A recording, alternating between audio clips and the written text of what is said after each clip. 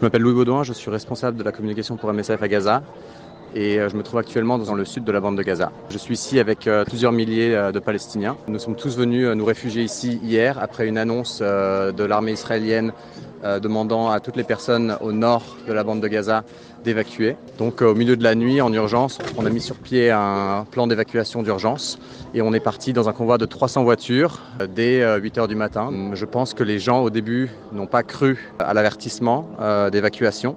Et c'est pour ça que dans la matinée, il n'y avait pas grand monde. Mais très vite, les voitures ont commencé à affluer toute la journée jusqu'à ce qu'il n'y ait plus de place pour les voitures. À ce moment-là, les gens ont continué de venir à pied en se garant en dehors de la base avec des matelas, un peu de nourriture, un peu de vêtements, mais pas beaucoup de bagages parce que tout le monde est vraiment parti en urgence.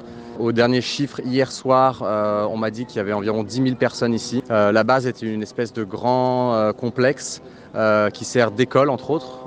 Il y a peut-être une dizaine de bâtiments de différentes tailles. Et donc les gens cherchent un peu d'abri là où ils peuvent. Et les gens dorment dans les escaliers, dans les couloirs, dans les salles de classe, dans les cafétérias.